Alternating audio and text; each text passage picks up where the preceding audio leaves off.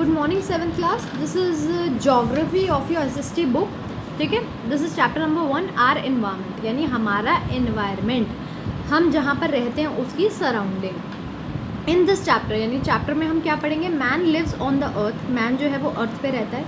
His life is closely related to the environment on the earth. और इसीलिए उसकी life जो है वो बहुत ज़्यादा रिलेटेड रहती है उसके इन्वायरमेंट से, यानी जिस माहौल में वो रहता है. इन्वायरमेंट मीन्स सराउंडिंग और the condition under which a person और अ लिविंग थिंग एग्जिस्ट. यानी इन्वायरमेंट मतलब क्या? ऐसी सराउंडिंग या ऐसी कंडीशन जिसके अंडर एक पर्सन जो है वो एग्जिस्ट करता है या रहता है एंड डेवलप इट्स कैरेक्टर, और अपना कैरेक्टर डेवलप करता है, अपने उसकी कंडीशंस जो है उसी के अकॉर्डिंग डेवलप होती है. The environment consist of 2 major elements. अब 2 मेजर एलिमेंट से जो है हमारा इन्वायरमेंट बनता है. कौन कौन सी? द बायोलॉजिकल इन्वायरमेंट, एक बायोलॉजिकल इन्वायरमेंट और एक फिजिकल इन्वायरमेंट. क्या होते हैं ये दोनों, ये हम आगे पढ़ेंगे. However, both these components of environment interact with each other, therefore produce certain changes. और यही दोनों इन्वायरमेंट जो हैं आपस में इंटरैक्ट करते हैं, यानी साथ में रहते हैं, तभी कुछ चेंजेस हमारे इन्वायरमेंट में आते हैं और सूटेबल इन्वायरमेंट बनता है जहाँ पे एक ह्यूमन बीइंग सर्वाइव कर पाए. Word environment means surrounding or the condition under which a person or thing exists and develop its characteristics. अभी हमने पढ़ा environment मतलब ही यही होता है सराउंडिंग. ऐसी सराउंडिंग या ऐसी कंडीशंस जिसके अंदर एक पर्सन या एक चीज़ अपनी क्या कहते हैं, अपने कैरेक्टर को डेवलप करती है और वहाँ पर स्टे करती है. It covers both physical and cultural element. और इसमें फिजिकल और कल्चरल दोनों एलिमेंट्स आते हैं. As we know, the environment consists of 2 major part. अभी जो हमने पढ़ा था environment 2 major part से बनता है. किससे? biological और physical. The biological environment refers to the plant and animal and provide food for man and fulfill his certain other needs. क्या है biological environment? किसको रेफ़र करता है? प्लांट्स को और एनिमल्स को, जिससे क्या है ह्यूमन बीइंग अपने फूड की रिक्वायरमेंट जो उसको चाहिए वो पूरी करता है, और कुछ अदर नीड्स भी अदर नीड्स के लिए भी हम बायोलॉजिकल इन्वायरमेंट को यूज़ करते हैं, जैसे वुड के लिए या जैसे मतलब बाकी चीज़ों के लिए, वुड के लिए और कपड़े के लिए, जैसे हम बाकी इंसेक्ट्स को जैसे सिल्क को यूज़ करते हैं, सिल्क वॉर्म को. ठीक है. तो अपने कुछ सर्टेन नीड्स के पूरा करने के लिए हम फिजिकल यानी प्लांट्स और एनिमल्स दोनों का ही इस्तेमाल करते हैं. The physical environment include the sun, the total of the non living thing और inorganic material such as land, water and air. अब फिजिकल इन्वायरमेंट में क्या आता है? जैसे सनलाइट, एयर, ठीक है, वाटर, ये सब है नॉन लिविंग है मगर फिजिकल इन्वायरमेंट है, यानी फिजिकली जो हमारे लिए ज़रूरी है. जैसे एयर ज़रूरी है, ठीक है, वाटर ज़रूरी है, ये सब चीज़ें. ठीक है. The physical environment on the earth provide favourable condition for the existence and growth of different form of life. क्या है फिजिकल इन्वायरमेंट? क्या होता है? हमारी अर्थ पे ऐसी फेवरेबल कंडीशन मतलब ऐसी कंडीशंस, ऐसी स्थिति बनाता है कि जो ह्यूमन बीइंग है या जो भी लिविंग थिंग है वो उस पर रह पाए. ठीक है. अगर यहाँ पर बहुत तेज़ गर्मी होती तो क्या ह्यूमन बीइंग रह पाता? नहीं, उसकी बॉडी पूरी जल जाती. क्या बहुत ज़्यादा ठंड होती तो रह पाता? नो, उसकी बॉडी जम जाती. तो फिजिकल इन्वायरमेंट मतलब ऐसा फेवरेबल कंडीशन, मतलब जिसमें कुछ भी काम हो पाए. ठीक है.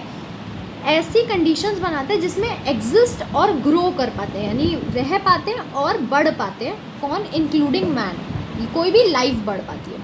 Both the physical and biological environment interact with each other, produce a series of change. और जब फिज़िकल और बायोलॉजिकल चेंजेस आपस में इंटरैक्ट करते हैं, आपस में मिलते हैं, तो चेंजेस को प्रोड्यूस करते हैं. ठीक है. तो उसमें चेंज होते जाते हैं, यानी बदलाव होते जाते हैं, हमेशा सेम नहीं रहते. जैसे पहले ज़माने में बहुत ग्रीनरी थी, अब बहुत पोल्यूशन है. ठीक है. और क्या कहते हैं, जैसे ग्लोबल वार्मिंग हो रही है, कई सारी चीज़ें हो रही हैं. किसकी वजह से हो रही है? फिजिकल और बायोलॉजिकल जो इन्वायरमेंट है उसके इंटरैक्शन से. ठीक है. क्योंकि हम उसको हार्म कर रहे हैं. The physical environment on the earth is essential for the existence of life. Physical environment बहुत ज़्यादा ज़रूरी है ह्यूमन बीइंग के लाइफ की एग्जिस्टेंस के लिए, यानी लाइफ रहे उस पर, इसके लिए बहुत ज़्यादा ज़रूरी है. वाटर ज़रूरी है, लैंड ज़रूरी है, एयर ज़रूरी है. फिजिकल इन्वायरमेंट यही तो होता है.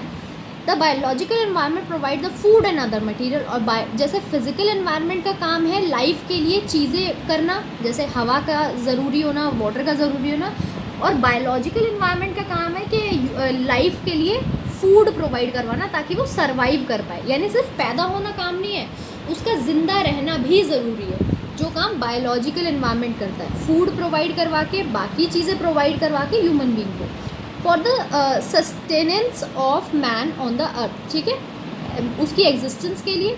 Man can not survive on the earth without the plants and animal life. हमें पता है कि अगर पौधे नहीं होंगे और जानवर नहीं होंगे तो ह्यूमन बीइंग भी सर्वाइव नहीं कर पाएगा, क्या खाएगा। ठीक है, तो बहुत ही ज़्यादा ज़रूरी है। The environment is not same everywhere, मगर हर जगह जो इन्वायरमेंट है वो सेम नहीं है, as it vary from place to place. हर जगह अलग अलग है, जैसे यहाँ गर्मी है तो कहीं और ठंड है तो कहीं और बर्फ़ पड़ती है। ठीक है, these are some places on the earth which are favourable for one और द अदर क्रॉप। अब ऐसा ही क्रॉप के साथ भी होता है, हर जगह तो क्या है, जैसे हर जगह राइस नहीं उगते, हर जगह चाय पत्ती नहीं उगती, राइट। जैसे चाय पत्ती जो है वहाँ का एनवायरनमेंट आसम वगैरह का है तो वहाँ पर चाय पत्ती उगती है, यहाँ पर ज़्यादा ये उगती है हमारे राइस वगैरह। ठीक है, तो हर किसी के लिए एक फेवरेबल इन्वायरमेंट ज़रूरी है जहाँ पर वो ज़िंदा रह पाए, सर्वाइव कर पाए। Likewise there are places where conditions are favourable for human settlement. और ऐसे ही ह्यूमन सेटलमेंट के साथ है कि ह्यूमन बीइंग भी रहने के लिए, जैसे कुछ कुछ जगहों पे ह्यूमन बीइंग रहते हैं, पानी में तो नहीं रहते। ठीक है, और क्या कहते हैं, जहाँ बहुत ठंड पड़ती है वहाँ पर नहीं रहते हैं, जहाँ पर बर्फ़ पड़ती है हमेशा वहाँ पर नहीं रहते हैं, जहाँ पे हल्की बर्फ़ पड़ती है वहाँ तो रह लेते हैं, मगर जहाँ पे बर्फ़ ही बर्फ़ होती है, बहुत बहुत ही ज़्यादा ठंड होती है, वहाँ पर ह्यूमन बीइंग नहीं रहते हैं, जैसे Antarctica. On the other hand there are places which are not likely by people. और ऐसे ही कुछ जगह हैं जहाँ पर ह्यूमन बीइंग के लिए सूटेबल इन्वायरमेंट नहीं है और इसीलिए वो वहाँ नहीं रहते हैं। Now it is clear that man depend on the natural environment for satisfying his need. अब इससे हमें ये क्या पता चला कि ह्यूमन बीइंग अपनी नीड को, अपनी ज़रूरतों को पूरा करने के लिए इन्वायरमेंट पे तो डिपेंडेंट है। डिफरेंट एज कौन सी नीड्स को पूरा करने के लिए, फूड को, क्लोथ को, शेल्टर को, यानी रहने के लिए, पहनने के लिए और खाने के लिए। Different aspect of environment acquire meaning and value with reference to the need to man. ठीक है, और क्या है कि अलग अलग इंसानों की इन्वायरमेंट में किस चीज़ की इंपॉर्टेंस है, किस पे डिपेंड करता है कि ह्यूमन बीइंग को उसकी कितनी ज़रूरत है। ठीक है, अगर जैसे कैक्टस है, कैक्टस आपने देखा होगा कांटों वाला पौधा होता है, उसकी हमें नीड नहीं होती, हमको ना उससे फ्रूट मिलता है ना हम उसको खा सकते हैं, तो वो बस हमारे लिए शो पीस है, हम उसको इतना इस्तेमाल नहीं करते, हमारे लिए उसकी इंपॉर्टेंस नहीं। क्यों? क्योंकि वो हमारी किसी भी नीड को पूरा नहीं करता, किसी भी ज़रूरत को पूरा नहीं करता। Man creates wealth by using the gift of nature. Man जो है, आदमी जो है, कमाई करता है, यानी पैसे कमाता है, वेल्थ कमाता है, किसका? नेचर के गिफ्ट को इस्तेमाल करके, राइट। जैसे अगर कोई पानी बेच रहा है, सबसे छोटा एग्जाम्पल लेते हैं, कोई पानी बेच रहा है, क्या उसने खुद बनाया अपने घर में पानी? नहीं, मगर वो नेचर का गिफ्ट इस्तेमाल करके उससे पैसे कमा रहा है। Man is born in a family. Man जो है एक फैमिली में बॉर्न होता है। एज ही ग्रो, जैसे जैसे बढ़ता है, he move around into the neighbourhood, अपने नेबरहुड में घूमता है। And territory groups besides his own family, यानी फिर बाकी उसका ग्रुप बढ़ता है, दोस्तों से मिलता है, स्कूल जाता है, कॉलेज जाता है, यानी उसका ग्रुप बड़ा होता है और वो जगह जगह घूमता है। ठीक है, which is the primary group. अब उसकी फैमिली को छोड़ के उसका नेबरहुड और आसपास की जगह उसका प्राइमरी ग्रुप हो जाता है। He learn about his nature environment such as kind of soil, water, land, vegetation. और उन्हीं से उसको क्या पता चलता है कि क्या सॉइल है, क्या पानी है, कहाँ की वेजिटेशन है। ठीक है, यानी क्या खाना मिलता है यहाँ पे, ये सब कुछ इसको इन्वायरमेंट से पता चलता है। The natural environment built around the man meet his basic need. और जो भी नेचुरल इन्वायरमेंट होता है उसके आसपास आदमी तभी वहाँ पर सर्वाइव कर पाता है या वहाँ पर जी पाता है या वहाँ पर रह पाता है जब उसकी बेसिक नीड कौन कौन सी है? 3 बेसिक नीड होती है।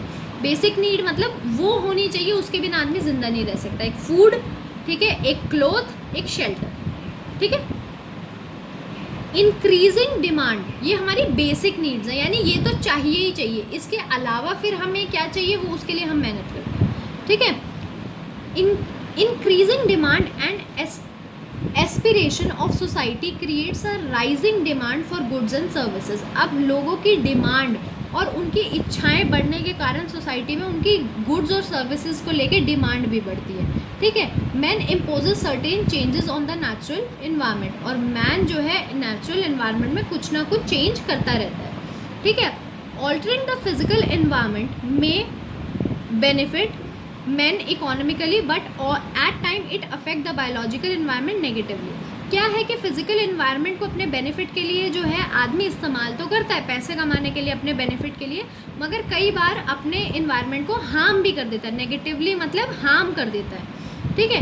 Creating an imbalance of the existing ecosystem, यानी जो भी इकोसिस्टम है उसमें इम्बैलेंस क्रिएट करके, यानी बैलेंस नहीं होना, imbalance.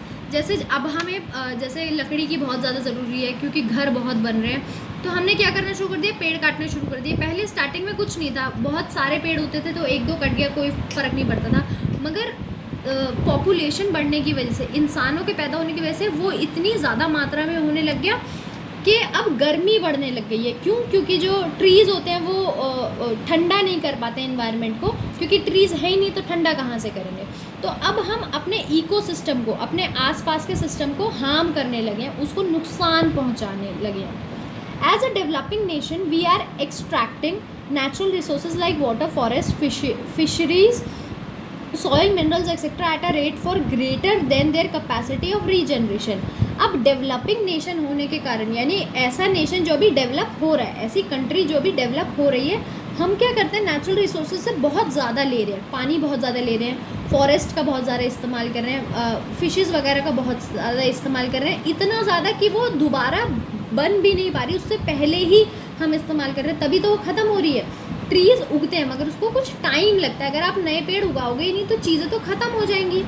Not only this, we are pumping pollutant back into the natural environment. अब सिर्फ यही नहीं कर रहे हैं, हम चीज़ें ख़त्म ही नहीं कर रहे, बल्कि इन्वायरमेंट को बदले में क्या दे रहे हैं, सिर्फ पॉल्यूशन दे रहे हैं at a rate higher than the natural can absorb और can be cleared by us. इतना ज़्यादा दे रहे हैं कि वो अपने आप को साफ़ ही नहीं कर पा रहा, ना ही हम उसको साफ़ कर पा रहे हैं। ठीक है बेटे, आपकी फर्स्ट वीडियो जो है यहीं ख़त्म होती है। इसके बाद नेक्स्ट जो है मेजर स्फेयर्स ऑफ एनवायरनमेंट, ये हम नेक्स्ट वीडियो में पढ़ेंगे।